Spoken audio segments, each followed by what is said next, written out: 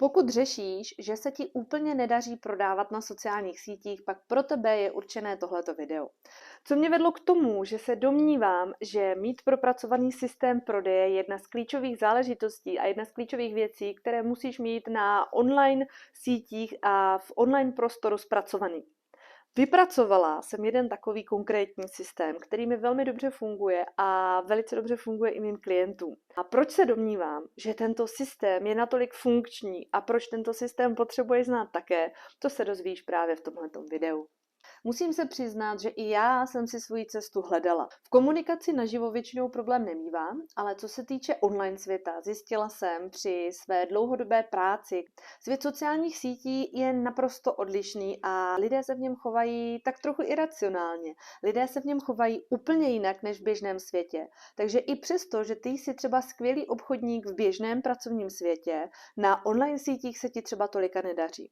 A zjistila jsem, že když jsem si vypracovala konkrétní systém práce, nejenom prodeje na sociálních sítích, ale celkově konkrétní systém mojí práce, tak jsem najednou začala prodávat mnohem více. Když jsem se nad tím začala více zamýšlet a začali jsme tady tohleto testovat s mými klienty, tak jsme zjistili, že se opravdu jedná o ucelený systém a ucelenou strategii, která všem těm klientům funguje. Jak tedy vytvořit systém propracovaného a funkčního prodeje? On opravdu reálně závisí na tvojí dlouhodobé práci s publikem. Zjistila jsem totiž, že dokud jsem si nevypracovala naprosto jasný strategický plán, který bych dlouhodobě byla schopná udržet, nějaký systém, který by mi fungoval, tak jsem vždycky jednalo pouze o takové zkoušky a takzvaně náhodný prodej, což my nechceme. Jakmile jsem ale pochopila, že pokud mám konkrétní systém, kdy vím, kdy jdu krok po kroku, tak ho mohu dělat s lehkostí, protože ho dělám už automaticky. A vždy už přidávám vždycky jenom konkrétní detaily. Jedinečnost projektu nebo autenticitu tvorby, autenticitu klienta nebo toho daného kurzu a nebo produktu, který zrovna prodávám. Ale ten systém byl pořád stejný. Dám ti ten jeden příklad, který možná bude trošku připadat směšně, ale je velmi praktický a musím říct, že mě poměrně hodně posunul kupředu. Já jsem dřív začínala s klienty klidně v 8 hodin ráno, jen co jsem doprovodila dítko do školky, okamžitě jsem začínala pracovat. Jenomže jsem po čase zjistila, že skončím těsně předtím, než jdu vyzvednout toho synka ze školky a ve chvíli, kdy přijdeme domů, tak se mu nemůžu dostatečně věnovat. I přesto, že mám odpracováno, protože mi zbývá ještě domácnost. A doma byl neskutečný nepořádek, já jsem byla ve stresu a viděla jsem, že se to ve mně celé pere. Popravdě byly to nepříjemné momenty, šílené momenty, kdy to znáte určitě, že je to opravdu jak ve fyzickém, tak psychickém nepořádku a v tom se poměrně dost těžko pracuje. Ve většině případů, když pracujeme pod stresem, tak se nám nepracuje dobře. Já jsem přemýšlela, jak bych z té situace mohla ven, co bych mohla změnit a co bych mohla udělat pro to, aby se to vylepšilo. No a tak mě napadlo, že bych mohla začínat vždycky nejdříve v 9 hodin a mít celou hodinu vynahrazenou proto, kdybych si udělala pořádek ve věcech, ale tím nemyslím jenom pořádek ve věcech, uklidit doma domácnost, ale uklidit si věci, které nepočkají, ale zařadit tam i takové ty běžné domácí práce, vždyť to znáte, myčka, pračka, sušitka, vytřít, uklidit a tak dále. Po čase jsem totiž zjistila, že nakonec reálně stačí vyhrazená půl hodinka a další půl hodinu už si třídím zase další a další věc. Když se z tohoto systému stalo pravidlo, tak už mi stačilo mnohem méně času, aby všechno stihla obstarala. No poté samozřejmě s lehkou, klidnou hlavou můžu začít pracovat a když přijdu domů, tak se můžu úplně s klidem věnovat synovi. To znamená, tento systém mě přivedl na to, že abych byla klidná v tom, že prodej budu dělat automaticky a že se bude jednat opravdu o prodej jako takový, tak jsem se rozhodla pro něj vypracovat konkrétní systém. Když si stanovíme funkční strategický systém a je dlouhodobě reálně udržitelný, tak se potom dělá natolik automaticky, že vám tu práci začne ulehčovat, usnadňovat a všechno ti trvá mnohem kratší dobu. To samé platí samozřejmě při prodeji na Instagramu. Při tvorbě komunity a při navazování vztahu. Když pochopíme, jak vlastně funguje algoritmus, jaké má možnosti, máme samozřejmě větší šanci tohle všechno jednoduchým systémem krásně zvládnout. Jak už jsem na začátku zmiňovala, práce s publikem je opravdu velmi stěžejní. Ti dokonce dneska prozradím jedno opravdu moje velké zjištění a tajemství, ke kterému jsem došla v průběhu svého podnikání v oboru online marketingu. Když jsem začínala s Instagramem jako klasický influencer, tak jsem neměla absolutně žádnou strategii. Neřešila jsem nějaký obsah, kdy ho budu přidávat, no ale v té době mi to fungovalo a všechno fungovalo úplně jinak. Algoritmus fungoval úplně odlišně. To znamená, moje příspěvky byly dobře viditelné a i klasickou fotkou jsem absolutně v pořádku a s velkým přehledem byla schopná zasáhnout opravdu velké publikum. Došlo k jedné obrovské změně a stalo se to, že algoritmus funguje zcela odlišně. Je mnohem větší konkurence a je také mnohem více obsahu. Algoritmus tím pádem, že funguje úplně jinak a podporuje v současné chvíli pouze videa. Společnou věcí je samozřejmě navázání se na takovéto vlastní publikum, najít si, kdo je moje cílovka, kdo je moje publikum, ale v té době jsem absolutně žádnou potřebu cokoliv prodávat, ani sebe, ani svůj profil neměla. No a prostě jsem jenom komunikovala s lidmi, které jsem tam měla, bavila jsem se s nimi, ptala jsem se jak na otázky, vytvářela nějaké kvízy a celkově jsem s nimi vytvořila takový přátelský vztah. Bylo to naprosto intuitivně a přirozeně, bezsystémově, ale ještě jsem nic nepotřebovala. No jenomže když se potom ten algoritmus změnil a Instagram už mě téměř nikomu neukazoval, no tak jediná věc, která se nezměnila, byla angažovanost mého publika a to bylo právě ve stories. Na to vlastně koukají pouze moji sledující. Jsou zaangažovaní právě tím, že nezávisle na algoritmu koukají, protože se zajímají o tebe. Naopak se mi tam dosah ještě zvýšil. Lidé mě vlastně začínali více sledovat tam. A v tu chvíli jsem si naprosto uvědomila, že to nejdůležitější a nejstěžejnější, co máme, nejsou jen čísla a počty sledujících nebo dosahy a shlédnutí, ale je to interakce toho našeho publika, vlastně těch našich interních sledujících. V tomhle případě už hovoříme o komunitě. Proto ve všech svých programech a ve všech svých coachingových či mentoringových hodinách se zaměřuju na to, aby můj klient pochopil, jak moc důležité je navázat se na svého sledujícího, potažmo komunitu a tím pádem kupujícího klienta. Je to princip, který v dnešním světě jedině může fungovat. Vzhledem k tomu, že se živím Instagramem a mentoringem a jsem jako Instagramový coach, právě toho, jak růst na Instagramu a propagovat sebe nebo své produkty nebo kurzy přímo přes Instagram, tak vím, že pokud máš systém, který dlouhodobě opakuješ, tak funguje.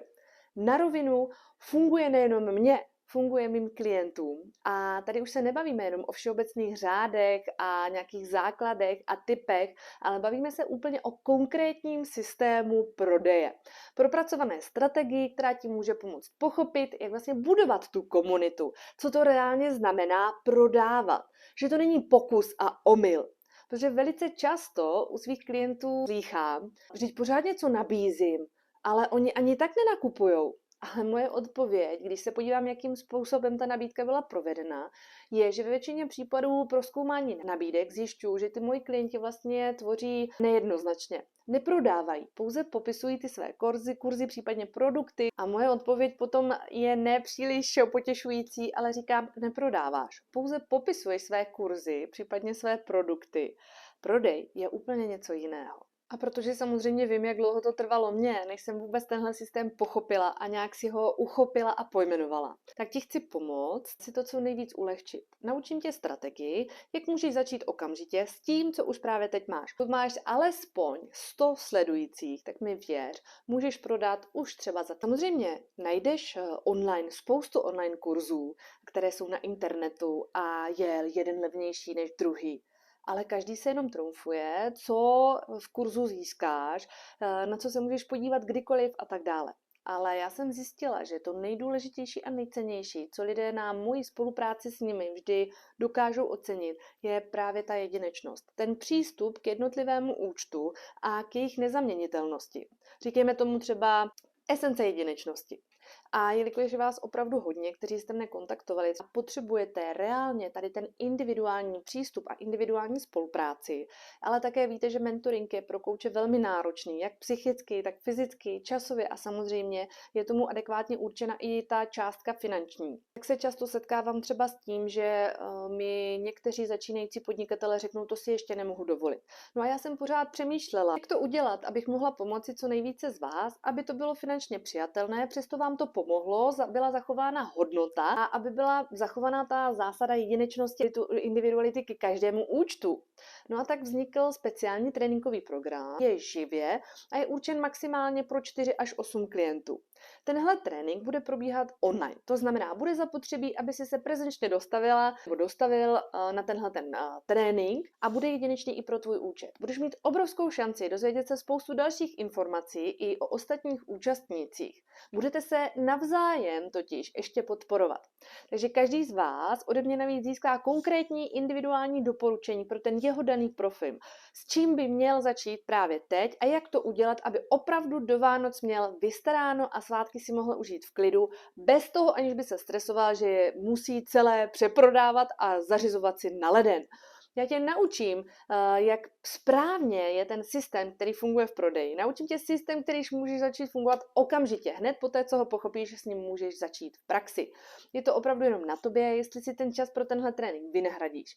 Protože začínáme už tento týden a uzavírka přihlášek je do středy v tomto týdnu, to je do 15.11. do půlnoci. Navíc získáváš 30% slevu na celý trénink. Je to jenom na tobě, jestli chceš změnu, jestli se chceš odlišit, jestli chceš být jiná nebo jiný, jestli to chceš dělat opravdu jinak a nespoléhat se na to, zda se ti podaří virální video nebo se ti nepodaří, čekat půl roku, než tvůj účet vyroste. Chceš se naučit reálný organický růst bez nutnosti toho, aby si opravdu čekal na ten růst, než růst začne. Prostě začít tady a teď od toho, co právě teď máš. Takže co ty, přidáš se? Pokud ano, napiš mi na Instagramu a můžeme se ještě propojit, ráda ti předám informace k celému kurzu.